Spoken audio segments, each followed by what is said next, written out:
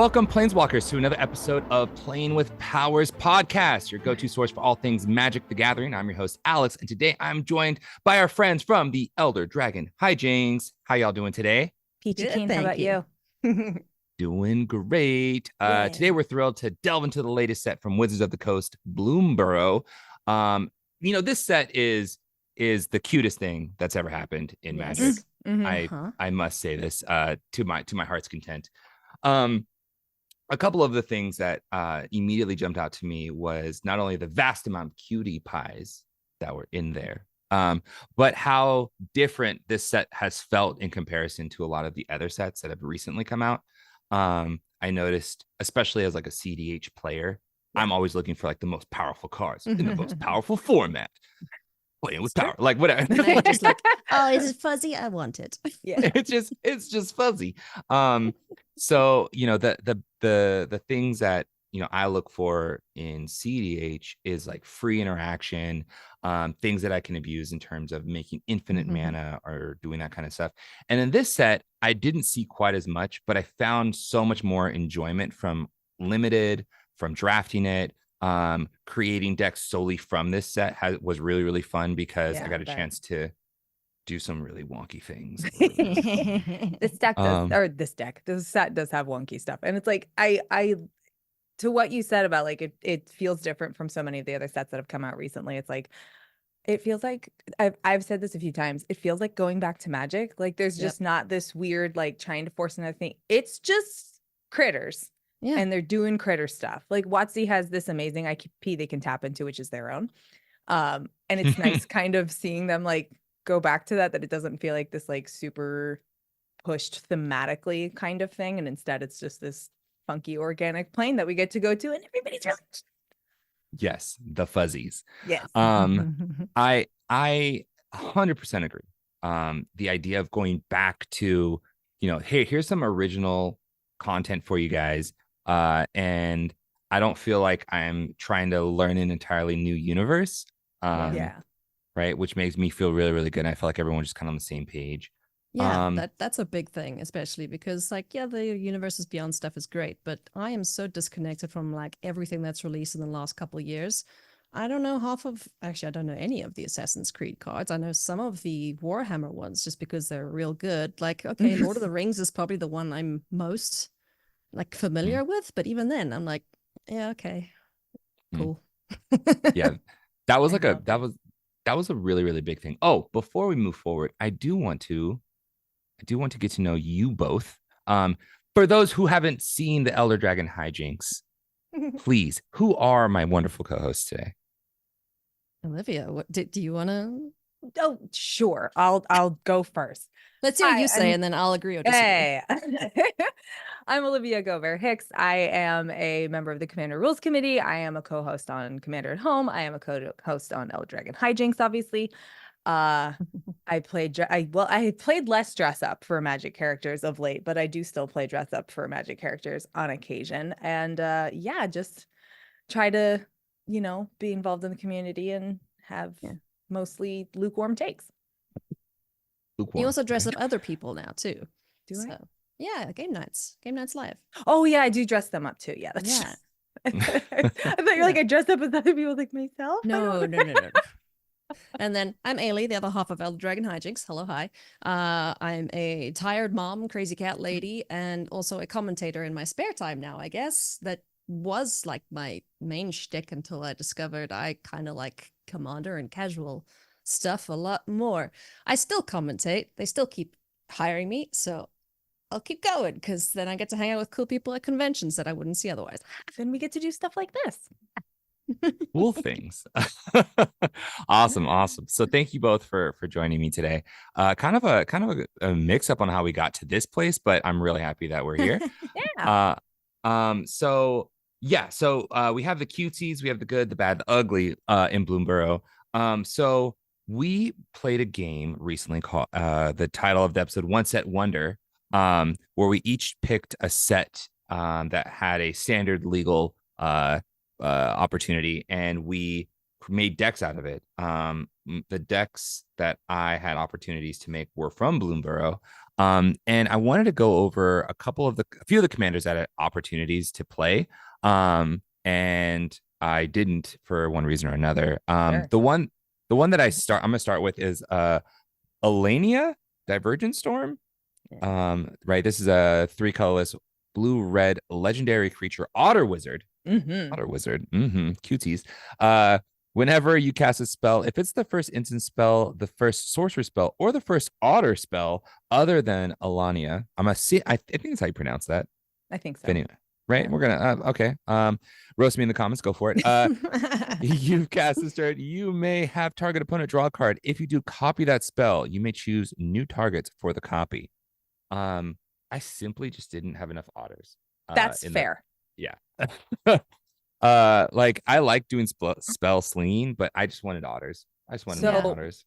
So I actually have an Alania deck that I got to play at Gen Con for Game Nights Live there, and she's incredible. Oh yeah, she's an absolute house. Like the otter part is super sweet, right? If you can, there are some flash otters in Bloomburrow. There are some really, like great ones. Obviously, when you're using Offspring too, it gets nutty. But she does so much work. The first instant, because it's each turn, you get to it's so good. You don't even need too many otters. Just it's really fun. She's really, really fun. I'm not a spell slinger, and I was like, wait, you just leave mana up and pass the turn? Like, what is this? What is this sorcery? What is this? It's an instant. Literally, what is this sorcery? Yeah, exactly. It's actually a really fun deck. I think or a really fun commander.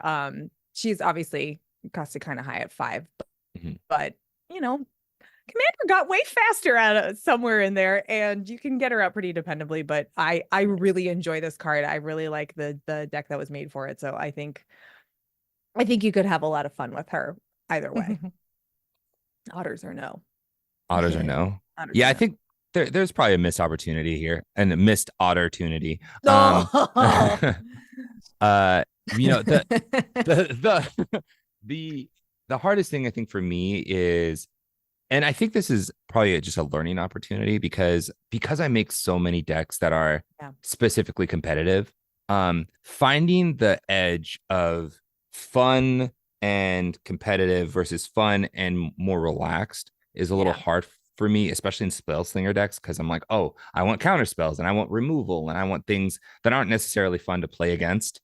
And so I want to be considerate of my opponents, and I didn't think I could create a deck that would be very fun to play against if I made this deck. It's funny you say that because a lot of the pro players that get into Commander, they want to optimize the crap out of everything. So we kind of just have to say, okay, what is that you're playing? Oh, it's just a mana drain. It's okay. Okay, replace that with a counter spell. Just do that. Like, just make simple little downgrades. Yeah. And you'll eventually figure out how to have fun. Yeah. That. I think most every Commander player at some point kind of goes through the motions of like, I've just started playing. Now I'm going to get good. Now I'm going to find all the powerful stuff. I'm going to just do everything super optimized, and it's going to be cool and great, and I'm going to win. And then like you've done it a certain amount and you've realized like what the peak of like, this is peak performance in Commander, right? Like you get there and then it's like, okay, I either really like staying here and I kind of enjoy, like, this is the level I want to continually play at. And those people can like stick with really high powered. They can move to cedh. There is totally a place for them under the umbrella. And then I think that there are also players like me where it's like, I did the real dumb stuff and now I just want to see what I can make the cards do. Yeah. That's what I like to do. I like each time I play a deck for it to feel different.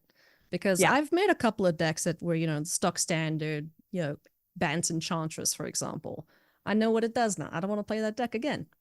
It's just how it goes. I have immense respect for people that like perfect something and have like these lines that just need to operate on every time. And like they have a way to do it and a way to get there. My brain doesn't work that way. So I love seeing other people that are just like very dependable. Like, here's the line, here's how I go for it. And that they're not bored by it, because me personally, I'm just like, you just do the same thing every time and win. Yeah, that's boring. What fun is that? What But fun that's is that? but that's me. And I Yeah, know that that's yeah. not, an everything thing. That's not an everybody thing. And that attitude is mine and mine alone. And I obviously would never, hold anybody else to that standard if that's not what they want to do. So it is always interesting how, yeah, people with a really competitive bent still absolutely have a place in Commander and can find people that are on that same wavelength and enjoy it. Mm-hmm. Yeah. I think the biggest thing that I try to do, especially when I go to events, is I ask players, hey, how consistently does your deck do the thing you want it to do? Good question. Yeah.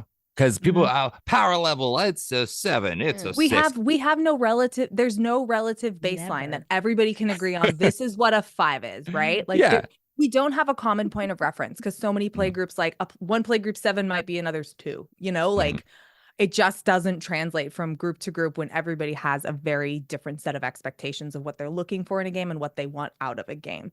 So yeah, a power level number is a really clunky, unhelpful a lot of the time metric, but having, hey, how consistently can you, do the thing? Do the thing. What if nobody interacted with you? Around what turn are you just sending an absolute, like you're an absolute menace that cannot be dealt with? Those are really helpful questions. It gives you an idea on pacing. It's not asking necessarily for someone's specific strategy. So you're like metaing which commander you're going to play. It just kind of gives you an expectation. Hey, the game's going to take this long. If nobody interacts with them, they're pretty dependable around turn 6, turn 7. Okay, well, I can adjust my levels accordingly as well. Yeah. Yeah, 100%. And so I didn't think I could do that with this commander. I just didn't. I feel like super fair. Part of me was just like, nope, we're gonna do some silly things, and everyone's not gonna like me, so I'm not gonna do this. Who wants double board wipes? Like, what is going on here? Like, that's like Rivers rebuke to the both of you. Yeah. So I just didn't. So a deck that I did create was Camilla. I'm saying these cards wrong. It's okay. Camellia. There's 2 L's. Y'all are gonna read the rest of these cards. Okay, no problem. Camellia, the Seed Miser. Okay, so squirrels. I love it. I was already a fan. This is the squirrel commander in Golgari. So this is for 3. See, Squirrel, Warlock, Menace. Oh my gosh, so many pieces of text here. There's so many words. Yeah. Other squirrels. Like this one wants more food than actual squirrels because it makes its own squirrels. As long it as does make its own squirrels. Mm-hmm. As long as you have food. Yep. As long as you got some nuts. So other squirrels you control have menace. Whenever you sacrifice 1 or more foods, create a 1/1 green squirrel with a creature token. And then for 2, forage, put a +1/+1 counter on each other squirrel you control to forage, exile 3 cards from your graveyard or sacrifice a foodsies. And it's a 3/3. This is so many. This gives you like real Kenrith vibes where it's like, hey, I have lines of text and I got a thing for that. Yeah. I got a thing for that. Yeah. Hold my nuts. Wait, no. Followed by nuts. Somewhere. Yeah. Yeah. So I did make a deck on this commander, and the biggest thing for me was realizing how much support these like squirrels, bats, birds, like they all have so much support in this set. I really liked that. And Golgari has a lot of cool like things you can do, a lot of life game mechanics that you can like mess around with. I just liked it. I just liked it a lot. I like that I can make a squirrels deck. Now I'm gonna make a like more formal casual deck for this where I have like a lot of squirrel related things. So much good synergy that's out there, especially like the Golgari squirrels, and then they're milling and foraging and all this stuff. But even like I drafted the early access Bloomburrow and I just stayed in Golgari squirrels because Golgari squirrels. Yeah. And there is so much good synergistic support just within the set. There's the name is eluding me. It's a green artifact that's a food, and then it also makes more food. There's the Dray Leader that gets +1/+1 based on squirrels and food you control. Like there's so much there that you can play around with. Like I'm sad we couldn't make the game happen because I would have loved to have seen what your take on this was. It was spicy. I know, I believe it. Oh God, I believe it. So this definitely like scratched the itch that I was looking for. It has like, the idea that I can create a bunch of squirrels by just sacking food and then just overwhelm the board with these huge squirrels is just so Oh man, so I good. do like chunky squirrels. What is this? A ravenous squirrel? That little guy that just keeps getting bigger and bigger and bigger. Yeah, and has Yeah. like the arm in his little enclave and stuff. He's got a Stuffing corpse in his treats house, in there. you know. Yeah. I mean, if That's my if kind of 13 squirrel. of them can take down Emrakul, they got to be, pretty substantial. Saying, just saying. Yeah. So very, very cool commander. Mhm. The next one I had access to was Dragonhawk Fate's Tempest. Dragonhawk Face. Listen, y'all read this, please. Sure. Yeah. Dragonhawk Fate's Tempest is 3 red for a legendary bird dragon that's 5/5 with flying. Whenever Dragonhawk enters or attacks, exile the top X cards of your library, where X is the number of creatures you control with power 4 or greater. You may play those cards until your next end step. At the beginning of your next end step, Dragonhawk deals 2 damage to each opponent for each of those cards that are still exiled. Listen, Charges you need to do this for a $30 living. Her word, okay. I would be happy to. Honestly, I could just sit and read magic cards all day like that. I'd be no problem.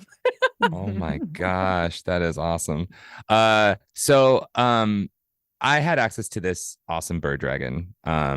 But I just couldn't. I didn't have enough red cards. I had access to a single box of Bloomburrow, and like the red cards I had to play, they just didn't support this.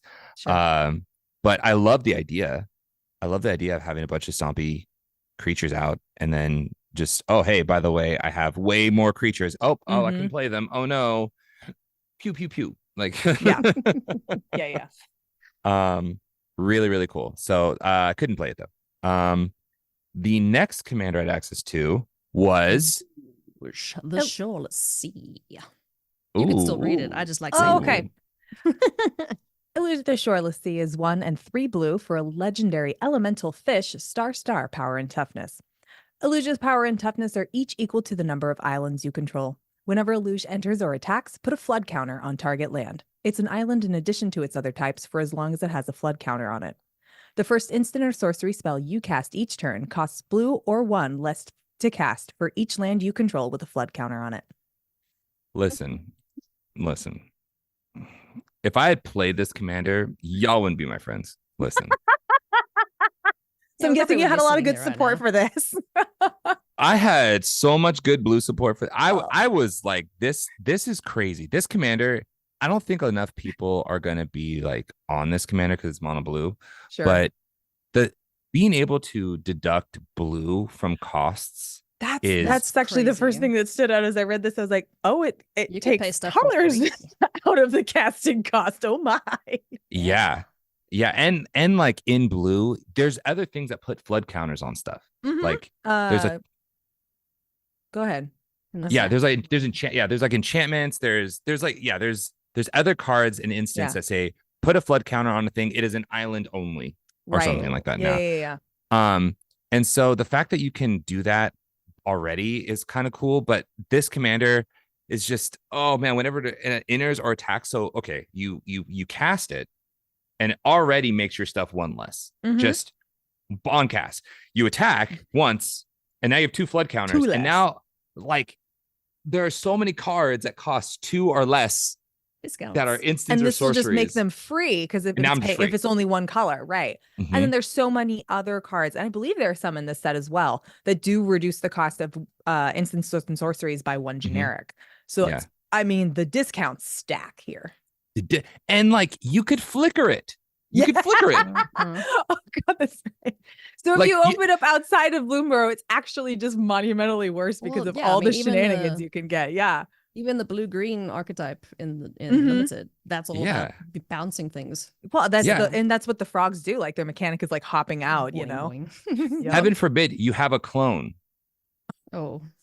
You just clone it. You clone it, even though if the clone dies, it doesn't matter. You still get the ETB. Like that's like it's so good. It's it's flood counters of omniscience. It's flood counters of omniscience. It's flomniscience. You know what I mean? Like we got there. It's so good. When I saw it, I was like, wow, this is really powerful. And then I was like, wait a minute, let me read this again. This is this is a little cray. It really does feel like some of the cards in Bloomburrow are like subtly pushed. Like once you glance over and you're like, okay, this is all kind of cool. And then you like just give it a beat and you're like, oh wait, like Wait. Bellow, that card is nuts.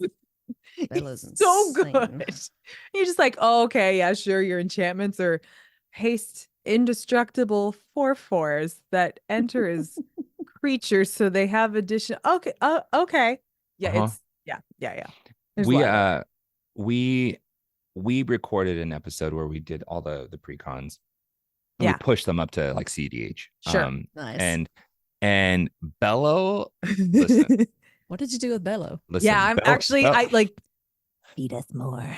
Bello was a menace. Okay. Matt Sperling was on Bello, and he won the game. He won the game by casting an obliterate. I just want to say that he won. That's how he won the game. But what he did that was crazy is that he used a greater good to sacrifice his 4/4 creatures, and then kept drawing cards and getting more 4/4 creatures that were these cheap. It was so annoying. I was like, dude, relax. Yeah. It's not that serious. Can you please?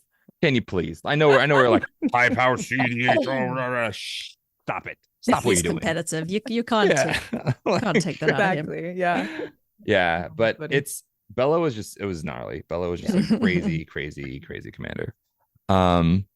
Anyways, but yeah, so if I had played this Flumniscience commander, I would have not had friends, because it's just too easy to abuse. I think in like a sealed environment, this is probably the most powerful thing I could have played. Sure. Yeah, that makes sense. I can see how it's one of those things where like you don't even have to necessarily build it to be super busted. It does it on its own. Like it's just like innately very powerful, and you don't have to build to break it for it to still feel super broken. Yeah. It feels like it just fits into any blue deck as well. So it's like, oh yeah, it does. Yeah. I also like with this commander. So like in casual, a typical game is like turn 4, you're starting to play meaningful spells. Like, right. Like that's, I'm not seeing too many crazy things. And so with this commander, it's actually you're casting on turn 4. It reduces things turn 4. Like it enters the battlefield, all of a sudden you have access to 1 more mana effectively. Yep. Right. And then the next turn you have, even if you don't have a land drop, you attack, and then you have 2 more mana effectively. So you're just like going forward, just propelling yourself so fast. And that to me is just, it's sneaky secret ramp. It's like a tidal wave. Yeah. Dun, dun, dun. The shoreless sea has tidal waves. Yeah.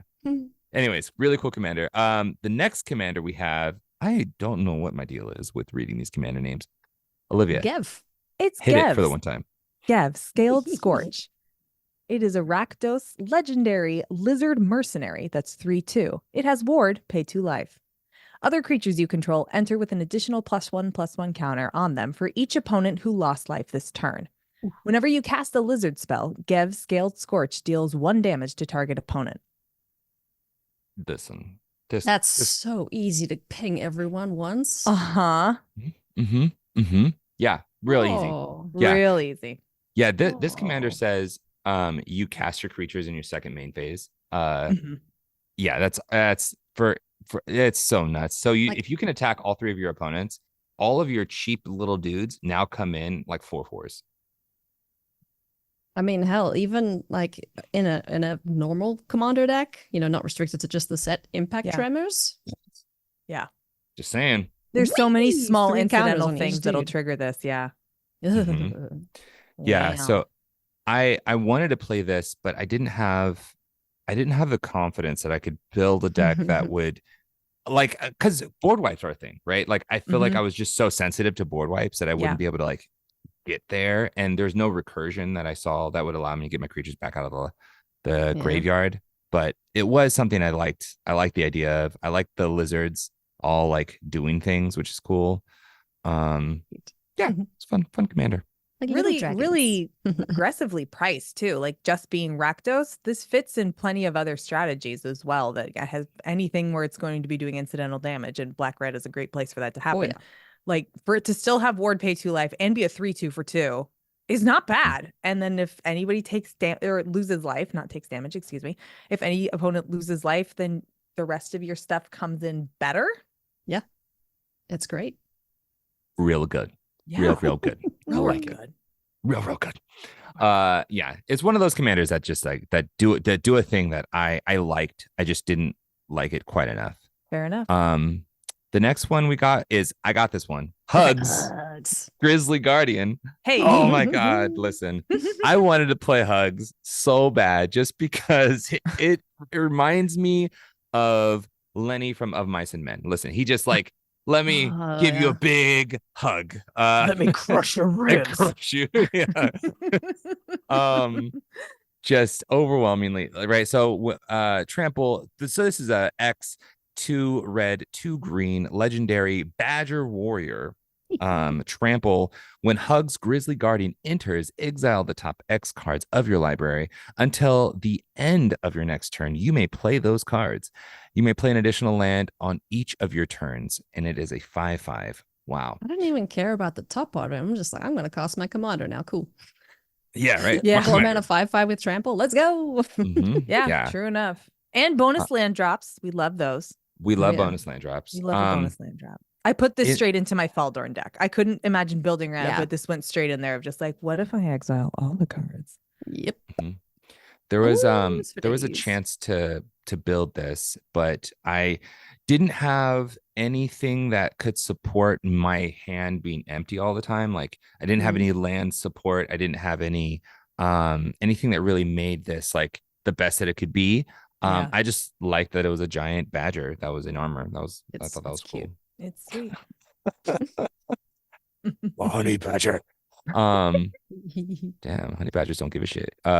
So the internet told me that many years ago. Right. Exactly. They did do that. Get bit by a rattlesnake and just take a napsies. Yeah. Today's podcast is sponsored by Card Conduit. Do you have extra cards lying around that you don't use? Want to buy or trade for some extra cards but don't know how to maximize the value? Then you should try out Card Conduit. Card Conduit is the best service when it comes to selling your extra cards. Don't waste hours trying to find the best buy list price for your cards online. Simply send them to Card Conduit and let them take care of the rest.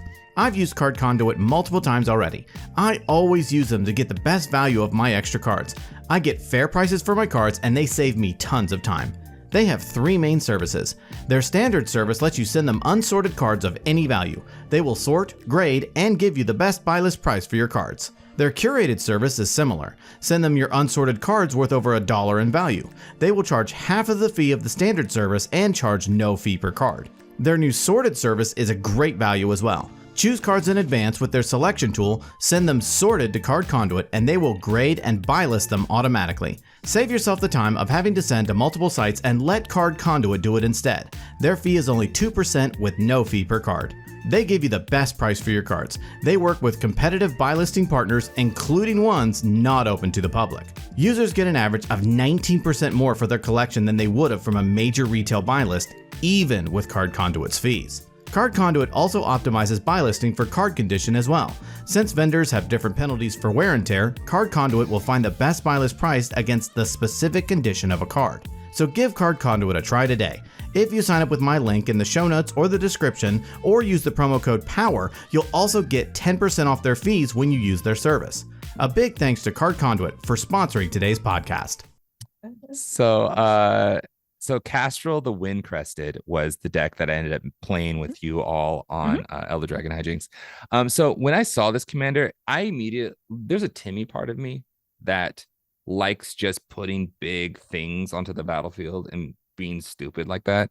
And fun. This bird does that. So this is an Azorius legendary bird scout for 5. It has flying because it is a bird. Whenever one or more birds you control deal combat damage to a player, choose one. You may put a bird creature card from your hand or graveyard onto the battlefield with a finality counter on it. Yeah. You may put a +1/+1 counter on each bird I control or draw a card. That's nutty. Yeah. So the way I read this, and this might be wrong, is that like if I attack with 3 birds and have a bird pointed at each of my opponents, that I will then get 3 triggers on this because it's damage to a player. Yeah. Right. So if I'm attacking 3 different players, right? And so I was like, okay, if I have like 3 birds, I'm doing all the damage. Who has evasion? Exactly. Yeah. Right. Who has evasions? Right. And then there was I had a lot of bird support. So I was like, okay, this is going to be really, really good. Turns out turns out when you play a class that is like really synergistic with your commander, it gets destroyed, and then your bird gets destroyed, and then the other birds get destroyed, and they don't stop getting destroyed, and that's just what happens. That's just yeah. It's like, ooh, Who could have known? that's all the problem. What if we got rid of all of it? Yeah. Stop it. Stop it. That's all that Go happens. back outside. Go Yeah. back and flap around outside. And I was like, call. Yeah, it was a really fun commander. Yeah. And I could see opening this up in not limited to Bloomburrow and making some really cool stuff, especially because there's some really cool birds outside of Bloomburrow. So totally. Really solid inclusion in the 99 of somewhere else. Yeah. Not that it's a bad commander, but like I've been keeping all the bird stuff I've been finding since I started playing Magic. I've never made a bird deck, but now I'm like, okay, yeah, there's enough stuff to make a bird deck. Plus there's there's a cat bird. Jeskai birds have they've got a lot going on. Yeah. They do have a lot. They do have a lot. Jeskai birds does have a lot going on. I didn't even think about that. Zinnia. Zinnia from the pre-cons. There's one other. There's another Jeskai bird. That's the one. Thank you. Kaikar is nuts. Kaikar is pretty crazy. Anyway, so I wanted to play this commander because I thought it was cool. It did its thing. It got shut down really hard because mutate exists, and damn, that was rough. Sure does. Ikoria was a set with the keyword. Ikoria didn't get enough love. Well, mutate didn't get enough love, I should say.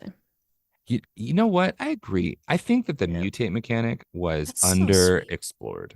That was a mechanic. Come on, they could have just bought that into Simic in freaking Ravnica, right? Exactly. Because they like to do stupid shit when putting two squishies together. Come on. Anyway. Yeah. I listen, I made a mutated commander. It's the white, black, green one that Nethroi. Yeah. Listen. Well, Nethroi is the mutate one. So there's a creature that makes the mana value of things decrease when it's in the graveyard. So you can get up to 20 mana value. And it's nuts. That's cool. And so I had like this whole thing that I did with it, and it was so much fun. But man, did people hate it. So I didn't play it anymore. It's okay. Sometimes it's fun to just do the thing once and then never again. And then retire it. That was me. What was it? I did I went searching for every now and again. I'll go onto the Bad MTG combo subreddit because it's really funny to see what people come up with, which is like pay 17 mana and use these 8 cards to take infinite upkeeps. Okay. Whatever. So there was one that was put your entire deck in the command zone and die on your next turn because there's no library to draw from. And I pulled it off just because it was like, I think I finally got there, guys. I'm like step by step trying to make sure I don't completely screw it up. But I was able to leadership vacuum. You mutate everything onto the Jeskai mutate friend. So you just you put everybody, you just mutate your entire deck, manifest it in or whatever else onto them, and then a couple other interactions just to like make sure everything just finally cleans up there, and then as they resolve, everything piles onto this last thing and it goes to the command zone as one giant mutated creature of Vadrock and 99 other cards. Impressive. And that was it. And I did that once and then I took it apart because it was like nobody needs to sit through this again. But I did it. That's all that really matters. Yeah. Sometimes you just gotta be like, ta-da! Sorry, everybody. Okay, I'm already de-sleeping it. I'm sorry you had to sit through this. Thanks for going on this journey with me. I'm never gonna ask for this from this again. Yeah. I have 2 instances of doing similar thing. One is the Here's the Door deck. I know you've heard of the Here's the Door deck. So there's a card called Door to Nothingness. Yes, I know that one. All right. So the purpose of this deck is you make it so your opponents can only target themselves. Oh, okay. And they are given I'm listening. They're given the mana they need to activate this. They have the idea is that you have your opponent's unable to draw a card, unable to cast their commander, have no cards in hand, and have no cards in library. So you're just handing them a loaded gun, essentially. And they can only, Like- but they can only target themselves. It's And it. your That's the only thing. misery. Yeah, everyone else has hex. Like it's a lot of like give your opponents my all the God. same card through that the blue white thing that gives each like just Fractured exile identity? target. Fracture identity. Yeah, you fracture identity, a bunch of stuff, right? And so that I remember that deck was a thing. And then the other one, me and my friends brewed up, and the idea is to take infinite turns by making your opponents skip their turns forever. Same idea. You use Eater of Days, and you fracture identity Eater of Days, but first you fracture identity. Like any card that says it doubles ETB. So like you skip 2 turns, but they skip 4, and yeah. Yeah, Wow, you listen. guys This is suck. the kind of no. This is the stuff you do with friends. Like this is a trusted pod. We all know we're here for the same stupid reason. That's when you pull stuff like this out. Oh my god, I love that. That's we do. That's so ridiculous. I think this is how CDH players like when we are like, oh, let's make stupid stuff. This is what we do. We make things that are miserable. This that nobody wants to play through. Nobody wants this. Sometimes it's about the technical journey though. It's like, look what I made them do. I hate it, but I did this. I hate it. My eyes are bleeding, but I hate it. But look what I've assembled. Every day we stray further from God's light. Every day. no. Golly, gosh. Okay, so that is that all came from Castrol. The next cutie pie commander is Mabel, heir to the Crag Flame. This mouse soldier is a 3 mana awesome Boros commander. Other mice you control have +1/+1 when Mabel, heir to Crag Flame, enters. Wow. Create Crag Flame. That's a lot of alliteration there. A legendary colorless equipment artifact token with equipped creature gets +1/+1 and has vigilance, trample, and haste, and equip 2. Good night. That is a lot. Listen, this was doing a lot of things that I just didn't have time to deal with. I opened 2 of these in a pre-release kit. I was like, okay, we're doing mice. Yeah, we're doing mice. Boros I mice. opened 2 Castrol in my early access draft, and I was like, birds it is. Birds. Caw, caw. Birds. You know, I really liked the idea of playing with this commander because I got a lot of mouse synergy. Yeah. But I just didn't want to have to make all these artifact tokens. No thanks. Pass. A mood. I will say the Boros like equipment strat with mice. It's a morning. Mouseses. With mouseses seems really fun, especially because there's stuff like Sword of the Squeak in there, which is not Sword of the Meek, Sword of the Squeak. Yeah, that would have been really good. But there are some really cool artifacts, and then obviously like this sort of, now I get to make a cool equipment and put this in with other Boros Voltrani or equipment based stuff it's really good. Seems fun. I love this. Yes. Yeah. So that was Mabel. The next one was Ailey, hit me with this one because Mind Drill Assailant. No, that was not a okay. commander. Yeah, I was about to say that one shouldn't be in there. Is Zoraline? I'm gonna call it that.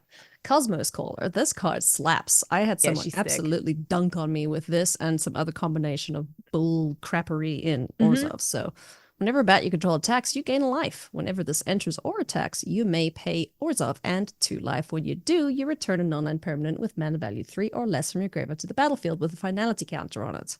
So they had a combo. Permanent. Yeah, they had this combo of this bat going with another one that also then dings you if you've gained life or lost life. Yeah, it was gross. That's I loved it. Yeah, and then I died miserably. Yeah, I could see that. She notably is a bat cleric with flying Vigi and a 3/3 as well. Yeah, 3/3 flying vigilance for 3. Still, here's sick. Here's the thing, right? Here's the thing. So I built this. There are a number of cards like Valley Rotcrawler or Valley Rotcaller, right? A lot of people are excited about that one. Yeah, that card is nuts. this deck is a problem. This deck is an issue, and y'all were in for a treat. The squirrel's a good one. Yeah. So this is a hard commander to not want to play because it does the thing that I want it to, right? It returns things, like it makes it really immune to like board wipes. Like if you kill my commander, kill me. yeah, I'm here forever. Like it's so resilient. It gains you life, and there's a lot of I really like the text of if you lose or gain life, do a thing. It screams aristocrats. It screams, hey, by the way, I'm doing a lot of stuff. There's some really cool black-white support in this set. There really is, yeah. There is I might attempt to make another black-white deck because I've been off it for a while now, like almost a year and a half, maybe 2 years. I just haven't been playing any Orzhov stuff. So maybe I'll just make some bets. Mirkwood Bats would enjoy this deck. Yes, Mirkwood Bats would love this deck. There's an enchantment, Lunar Convocation. Yes. At the beginning of your end step, if you gain life this turn, each opponent loses 1 life. At the beginning of your end step, if you gain and lost life this turn, create a 1/1 black bat creature with a creature token with flying, and then pay 1 and a black, pay 2 life, draw a card. That's nuts. You an activated ability that allows you to draw a card and you gain a life, and so you get the effect. It's so good. It's just that silly. That's silly to me. That's synergies. Yeah, we love that. We love this. We love these things. Yeah, this set was really fun. A lot of cool things. I like playing like just new commanders that have new text lines. But this was a really fun opportunity to kind of explore like and lean into some of the things they were trying to add, like forage, offspring. Like these mechanics are really, really cool. Gifting gift to fish. Gift to fish is my new favorite line of text in Magic the Gathering. Gift to fish. Gift to fish. Can I offer you a fish in this trying time? Right. I mean, I think I liked that, at least at kind of first pass of it. It feels very solid, but not like anything. It's just like really, really spiky on either end. It feels like it is just across the board, like a very good and powerful set. If you start, if you build it with the restriction that we used, obviously, of like staying within the set, you can still get some really good synergy. There's still support for things and it all makes sense, but they all fit really well. There's a lot of like utility that you can put back into other stuff or in your 99 or like build around with access to everything. So it feels really solid. It's very nice. It's not like so ridiculous that it's like, okay, well, all of these commanders are, A plus B equals C every time, and they give you all the parts that you need to get there. Yeah. There's things you can build around. There's neat stuff you can do with it. So I'm a big fan of Bloomburrow. Also, it's just adorable. It's a feel good set for sure. Yeah, exactly. Yeah. And I think I've been missing that a little bit. I'm tired of the dark and gloomy and the everything's horrible and awful. Like I hated March of the Machine and Phyrexia. All will be one. I'm just like, ugh, shoot me now. Yeah. It was really interesting how this like plane-wide devastating like invasion force was dealt with in like 20 minutes. Oh yeah. Yeah. I really liked the Brothers' War. I think that was cool. Right. The Brothers, and the only reason why I liked it was because it introduced me to the storyline of Urza. And and I had never known that like how they intertwined Ice Age. And what happened with Urza and how like the winter came for the first time and like the first snowflakes fell and the Ice Age began, and it was like, oh, this is the set that goes with this. Like, oh, this is awesome. It all ties back. This all ties together. Oh my gosh.